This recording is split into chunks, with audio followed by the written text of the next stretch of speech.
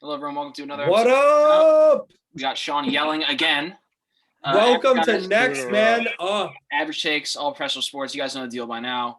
We're diving into NFL free agency. Full cast again. Love to see it. NFL free agency has kicked off in a big way. People have been traded. People have been signed. I hear New York Franchise Giants. names have moved teams. I think Matt just said the New York Giants. Matt's a great place to start. Right. You know what? That's a great point. I did say the Giants. And you know what, Tom? I think I'll hand it over to you. Let's talk about how many people. Here we go. Welcome to the Giants. Yeah. So me and Connor are about to take over the episode for a couple minutes here. So me personally, Connor, before I pass it over to you, I'm excited to be a Giants fan for the first time, probably 5 or 6 years, because they actually signed some people. Yeah. And the biggest signing that I think was essential to the Giants was Kenny Golladay, baby. We needed a number one wide receiver. We did. Sterling Shepard, definitely Hot take. Sean, please. Very excited about Kenny Golladay. I think he's a very talented receiver. I think, I think at this point now, as a Giants fan, you can't make up any more excuses for Daniel Jones. He's got some options now. I like the Kyle Rudolph signing a lot. I really do. I know the last couple of seasons has not done a ton with the Vikings, but listen, he's a nice red zone threat. I think he's going to do really well in the Giants offense. And honestly, I think a low-key dark horse going to be slept on, and I think he could be good. John Ross. I think that was a good signing as well for the Giants. So I am very excited. We got some options. That was a good signing. Yeah, John Ross, a low-key signing as well. It's going to be interesting to see how everyone meshes. Kyle Rudolph, he might need foot surgery, so hopefully he doesn't, and the Giants can get his services for next year. But what I found interesting with Golladay, because that was their slam dunk biggest signing besides the huge contract they gave to Leonard Williams this offseason, but as he deserved. Talk about that in a little bit. But the thing I heard about Golladay is Gettleman. It really seems like Gettleman's fighting for his name to stay as the Giants general manager, because you know what you do when you want someone so bad, you don't let them leave the building. And Golladay spent the night in the Giants facility. He was receiving mail throughout the day in the Giants facility. He did not leave for like a day and a half. They were getting to know each other really well. Gettleman clearly stuck his neck out multiple times throughout the course of him being there, where he felt comfortable enough to sign. So props to David Gettleman, that he's a stud. Last year he was hurt, but 2019 he absolutely popped off. Had the most touchdown receptions, I believe, as a wide receiver. So smashing. What a great signing. Connor, I'm going to leave that to you as another fellow Giants fan. Yes, thank you. Tom, like you said, I'm very excited to watch them this season. Kenny Golladay, great signing. John Ross, another great signing. But another signing or re-signing that they made was re-signing Leonard Williams. He had a great season last season. But Tom, I know I talked to you about this. I think you said it. I think this season is make or break for Daniel Jones. I think if he doesn't have a good season, if he keeps turning the ball over, I do think they're going to have to move on. But on another note, I think the Giants, they got Barkley back. Hopefully he can stay healthy. A healthy Giants team is I won't say scary team, but they can make a run for their division. But they got to get past the Washington football team. It's a great take. Of course. Yeah, Sean, you have a question? I don't have a question. I have more of a statement. What's your statement? I mean, Giants not going to be a laughingstock this year. They made a lot of good signings. Great job by them. Love the chipmunk from my age. It's not a chipmunk, Sean. Jesus. Whatever the hell it is. So Giants, they made a lot of good signings. They're definitely not going to be a laughingstock this year. My thing is, you're hamstrung by Daniel Jones as your quarterback. I think you need a new one, but most important position, he's manning it. You're not going to be a laughingstock. I definitely think you can win your division, but I don't think you can do anything in the playoffs per se with him as your quarterback. I think we're fine. We got Mike Glennon to back him up. I would also considering I share the other side of MetLife's locker room, I would also like to make a statement on the Giants. We forget green and white as a team. Well, I wasn't even. I'm going off the Giants. We're not talking. So one, I have a question, and two, I have a statement. The first question is, how many years has Daniel Jones been the quarterback of the New York Giants? I want to say this is going to be This will be his fourth, I think. I think it's his fourth fourth year. This is like your Wow, fifth-year option. That is shocking to me. I really, for some reason, thought this was like his second or third. Then I agree with Sean's statement. It would be time to move on. I would say we need to give him a little bit of credit in the sense that I don't really know what sort of existence. All right, this will be his third year.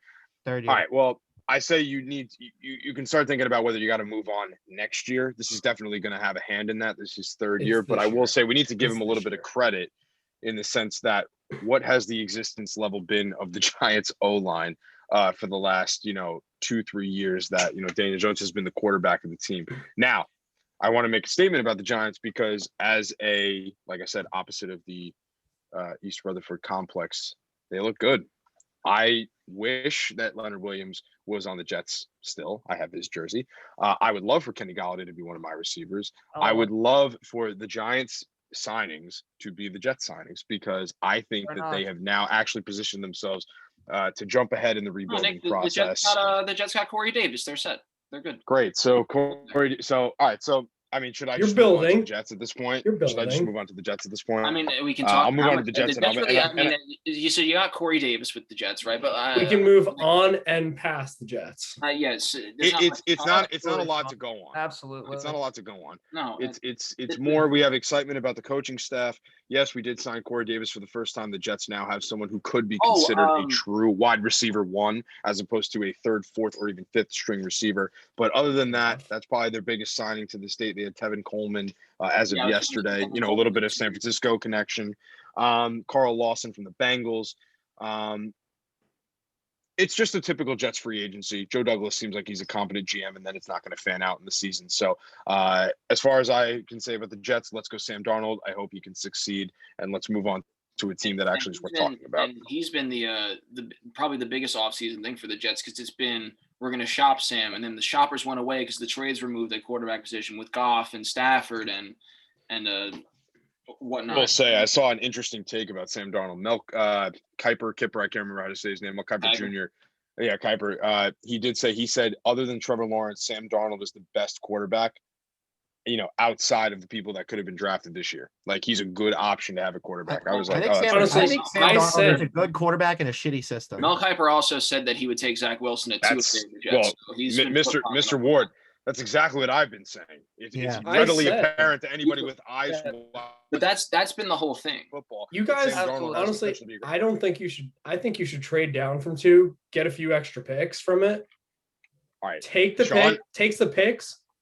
You don't need a quarterback. I really think. I don't Sam know Darnold if you is a remember good what I said.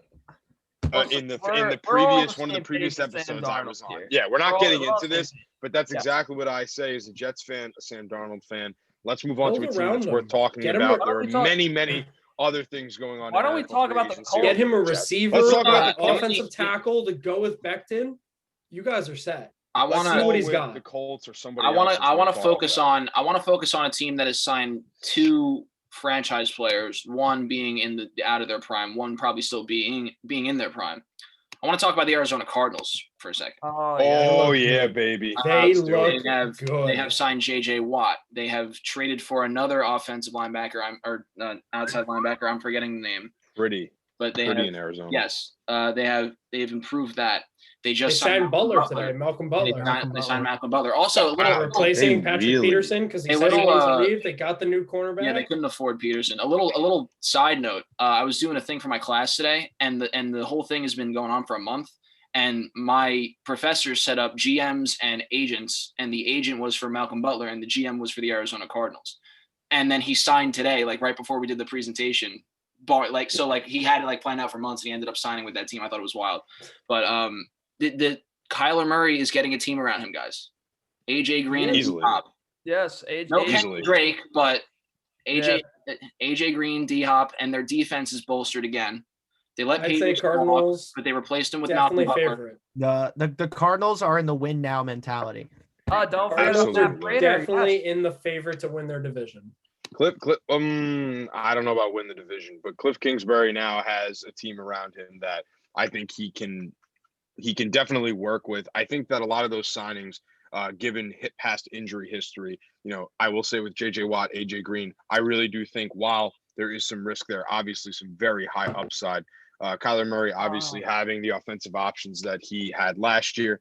I wouldn't necessarily say that they're a definite shoe-in to win right now. There are that, Kyler Murray is still very new. It still is a new young team in a lot of ways, but I definitely think that at least a wild card for the Arizona Cardinals, especially with the problems that Russell Wilson and the Seahawks are having. I wouldn't be surprised if he's getting traded at some point this year. Seems like that is a relationship that is falling out of love, but we remain to be seen. The one thing I'll add about the Cardinals is I do think they should have they did, but they struggled last year in the cornerback department, but adding Malcolm Butler definitely helps. I just was looking at it. They're ranked 26th in the NFL in their cornerbacks. Okay. So I definitely think Malcolm Butler will bring some experience.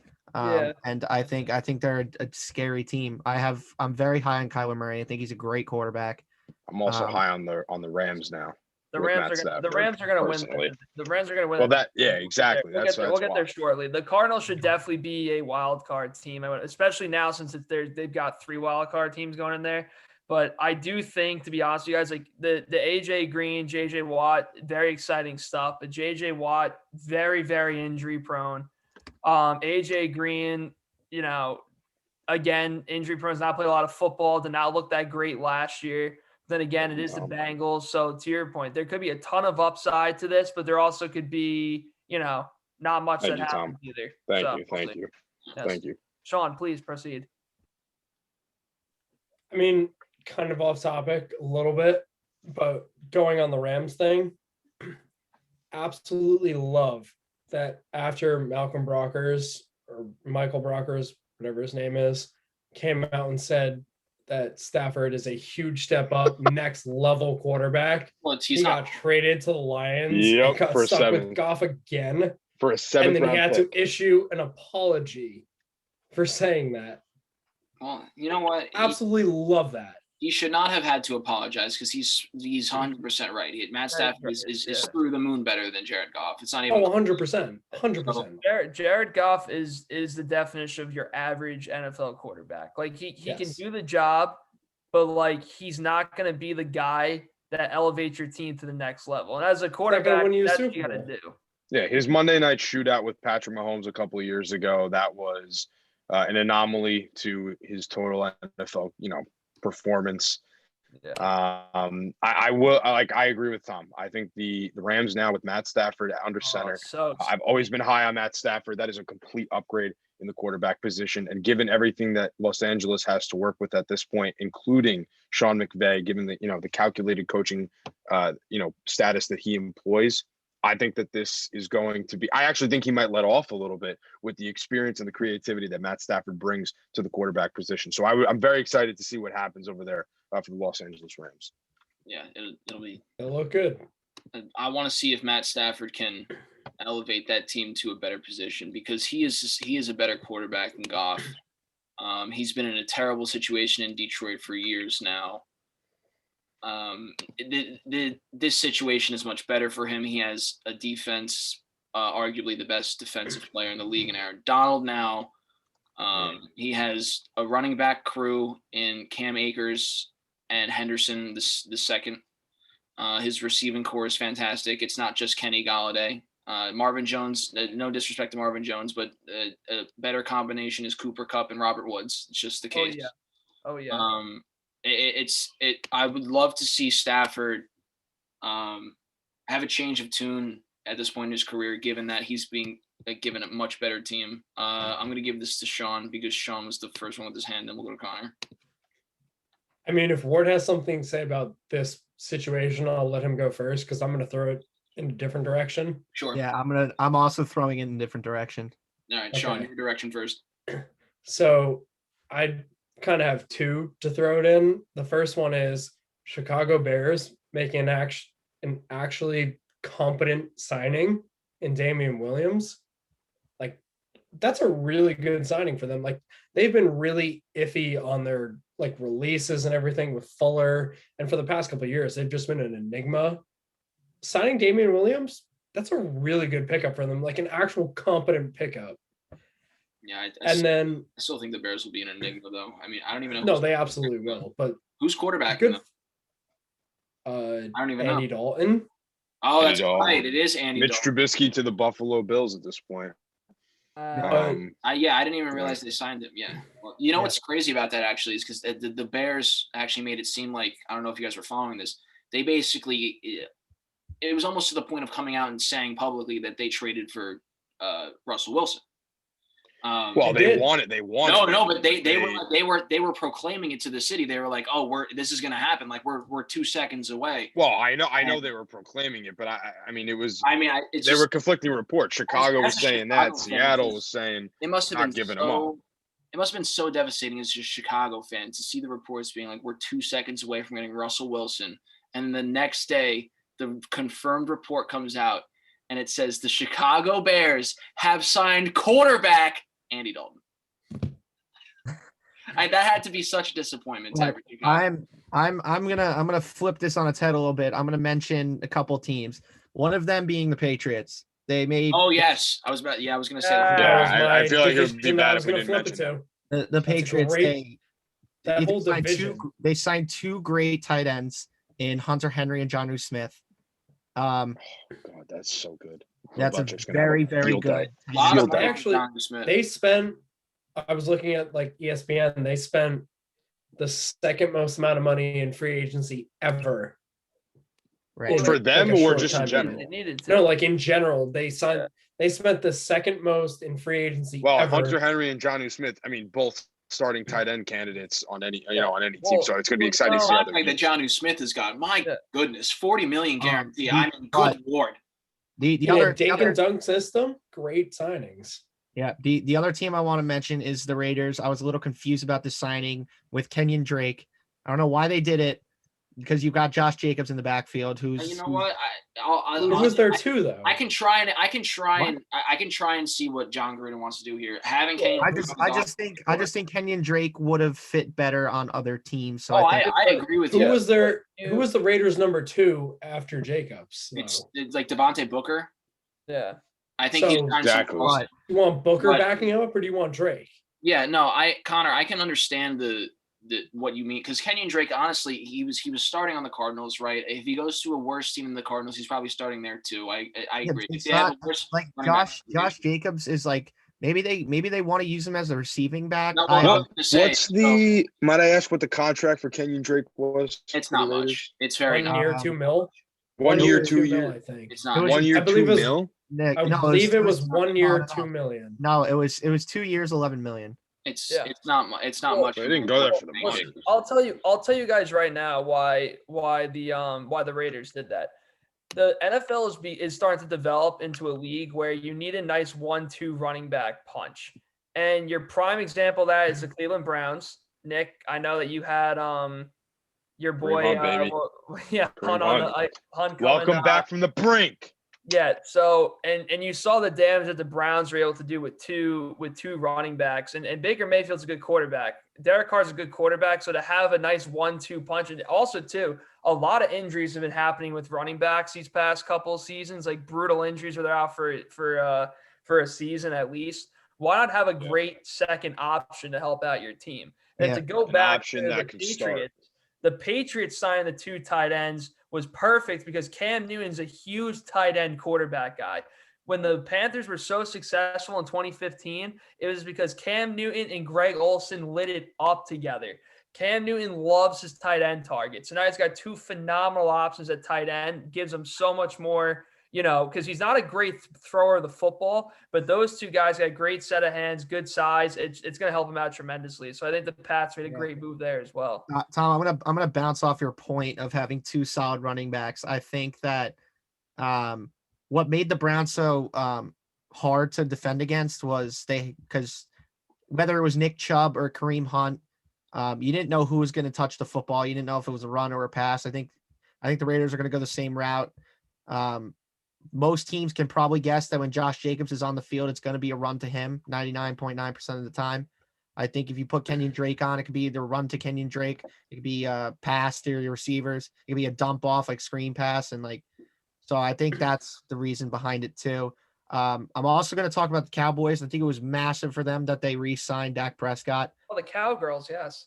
I feel as though that was inevitable, especially after the year. It was inevitable, but to have him as like now you're like franchise guy for the next maybe decade or so, it's very important for them because he was having a hell of a year before he broke his foot. Here's what it is, right? Dak Prescott, I think he's a very talented quarterback. I definitely have been someone who was against him from day one, but he's earned my respect. I think he's a good quarterback. The injury was horrible to see last year, and I think that Dallas did the absolute right thing by signing him. It's just a matter of, is he worth that much money? Considering what the Cowboys have done with him under center, he's had great regular season statistics. The Cowboys have done well where they've won the division. It's just they don't go anywhere in the postseason. And at this point, as the Dallas Cowboys, who supposedly America's team, right? I don't know. I feel like at this point, the Dallas Cowboys have a team every year that could definitely be making a run to the NFC Championship game, but they never get there. So it's like, well, where's the problem lying? But you could definitely see Zeke suffered tremendously without Dak Prescott under center. He looked horrible last year.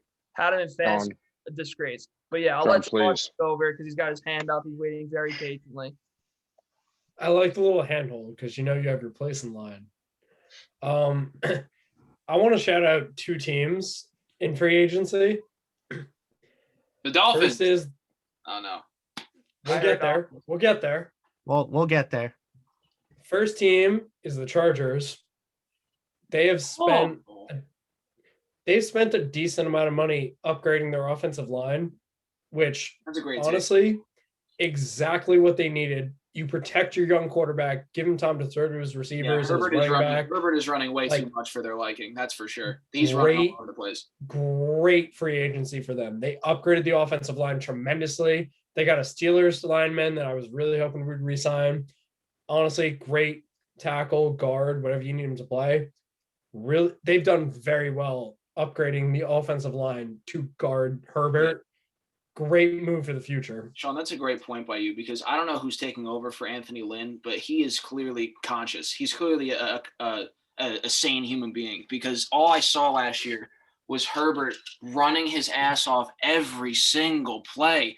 Run, pass, it didn't matter. He still was escaping like defensive linemen. It was ridiculous. So it's huge, and getting him not using his legs as much is also going to be huge because eventually those things burn out. So you'd rather not overuse them in the younger years and try and save them so that he can play longer in his career. Yeah. My second team that I'm going to shout out, can't believe I'm saying this, but the Miami Dolphins. That's right. Making Will Fuller. That's right. Really, really did not expect him to go to Miami. That's a terrific signing. You have a deep threat receiver. You have now committed to Tua as your quarterback, which I think you guys should have done when he goes deep. Like, that was a great signing. I think you guys need to either draft that tackle from Oregon.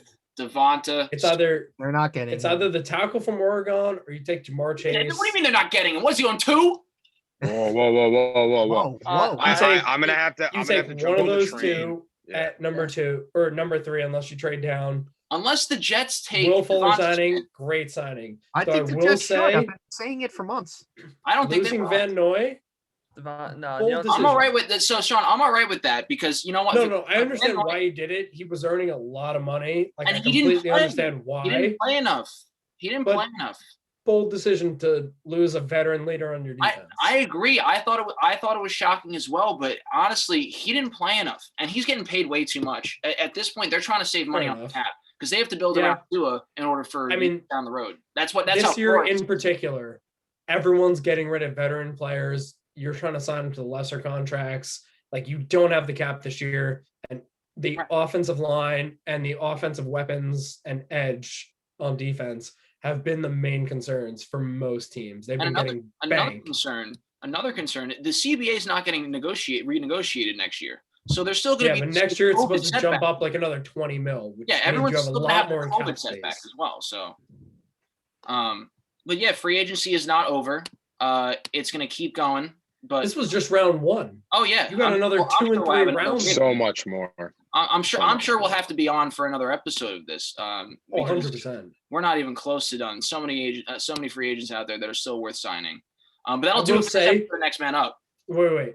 Yeah, sure. I got one more. Yeah. The most surprising thing, sorry to like You're cut good, you you're off. The most surprising thing about free agency so far to me has been the Bills cutting John Brown. Like Yeah. John Brown, he's not a number one Save money. receiver, He's but he's a very good He's a number great 2, number 3 2, dude. slot guy receiver. I was Yeah. very surprised to see them That's cut actually him. that's an adjacent Great. point on. Great because- signing by the Raiders, I think, who signed him. That's a great pickup to give to whoever the hell is starting there, Carr or Mariota, because I know Mariota just renegotiated to get a no trade clause in his contract. Dude, he That's a looks really good. good pickup. He looks good with the Raiders last year. When he I also will say for the Bills' credit, while cutting John Brown, it's never a bad thing to bring in Emmanuel Sanders, kind of a journeyman at this point in his career, but always Fair able to be enough. It's all for productive the money. with a competent quarterback. Josh Allen obviously showing that he is not just a rushing quarterback. You can use Emmanuel Sanders to your advantage at this point. Yeah. So I was going to That's a say, very Sean, good pickup it's to kind of lose it's kind of Brown Kyle on. Noy at Jace because the Dolphins cut him because of the money. The Bills cut John Brown because of the money, and then they go get a substitute that's cheaper, like Emmanuel Sanders, and the Dolphins got a backup as well. So, arguably more talented and more usage. I think Emmanuel Sanders is great. So I think that's honestly an upgrade for less money. He's also personally. reliable health wise too. Like I think John Yes. Brown was hurt for a little bit last year too. I think because he was doing really well and then he was like MIA for like a he few was weeks. very I hurt think- last year. Yeah. But there's still more to come. I'm sure we'll be back on this to cover it again. That'll do it for this episode of Next Man Up. Follow us on Instagram and Twitter, NextManUp05. Go get SportsMe, Next Man Up Sports Podcast. Go follow us on that.